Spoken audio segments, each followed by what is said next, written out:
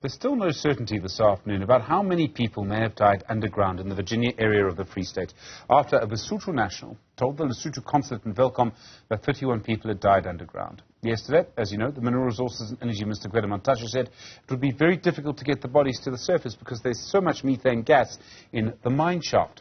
Paps Lethoko is the chairman of the National Association of Artisanal Miners. Paps, good afternoon to you, and thank you for your time. To go underground in a mine like this with methane, surely it's just too dangerous to send people down there.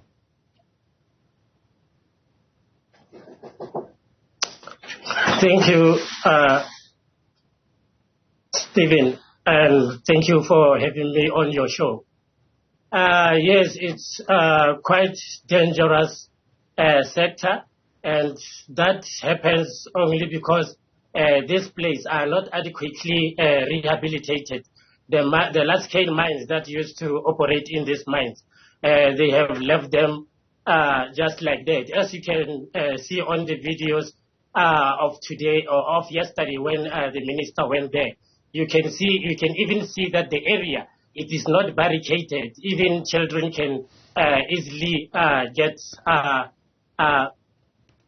affected by these areas. And by just saying, putting a slab of a concrete at the entrance of the mine shaft, and then you call it rehabilitation, we don't agree with that.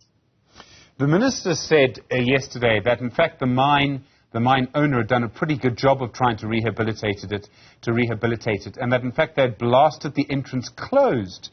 I mean, people were still able to go underground there. That shows that they really wanted to get there. They were really desperate to do it.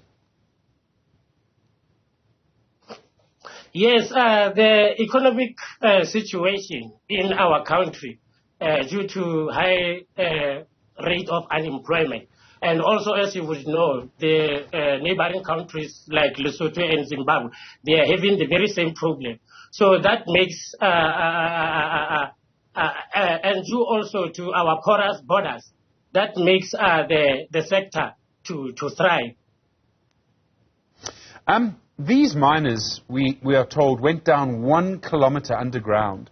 Do artisanal miners do that very often, to go underground by 1 kilometer?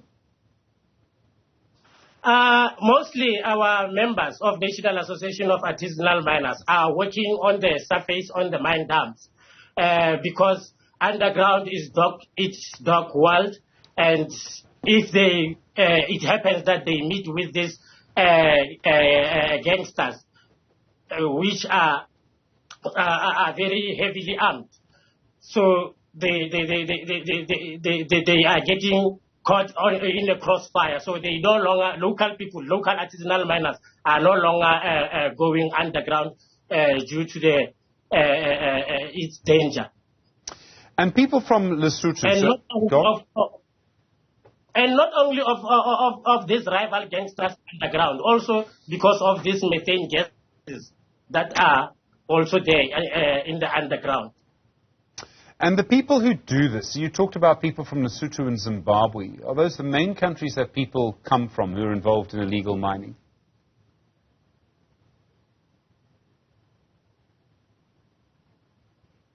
You are breaking there, Stephen. Paps, I was asking the countries that people come from, people who are involved in illegal mining. We've been talking about Lesotho. Do most illegal miners come from Lesotho, or are they coming from other countries too?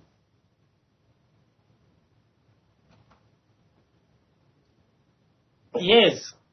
I didn't quite get your question at the end, but yes, mostly it's people coming from Zimbabwe and Lesotho, and they are economic refugees, and also Mozambique as well. And you will find that especially people coming from Zimbabwe, they are possessing skills that our South African counterpart that they don't have. So you will find that mostly it is them who are getting too much from this sector.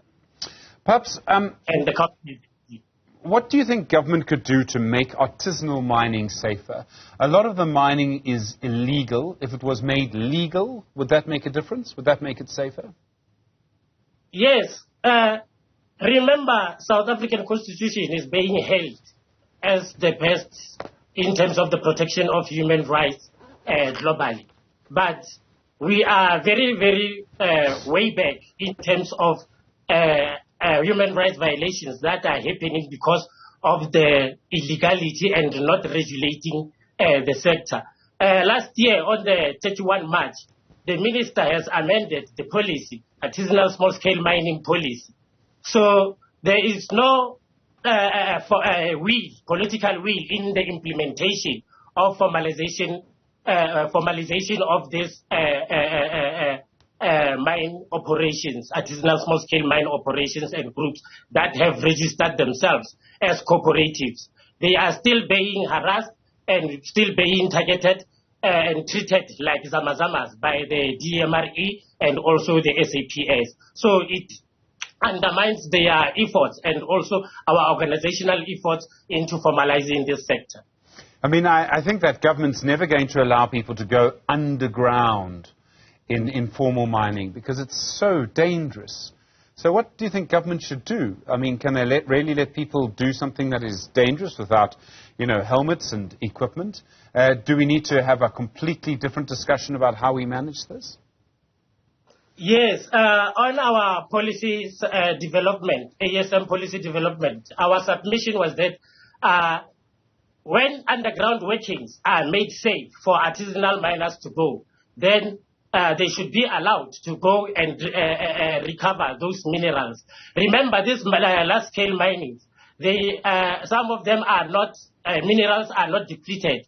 They only closed because it was not feasible for large-scale mining anymore. So what was supposed to happen was for the government, for the DMRE, to transition that areas to artisanal scale mining so that they can continue to give back to the country's revenue and build our economy and provide jobs, of course, for men and women in the distressed mining communities who are depending on this sector to survive.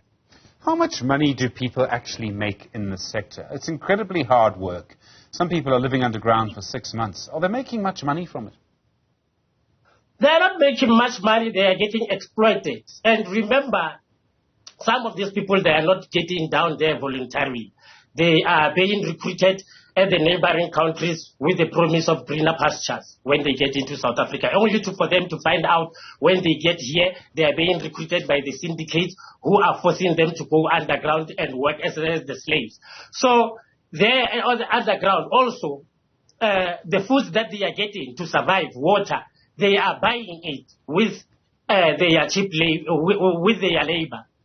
And you will find that, and prices there underground, they are inflated. You will find that a loaf of bread is 200 rand, a can of Coke is 250.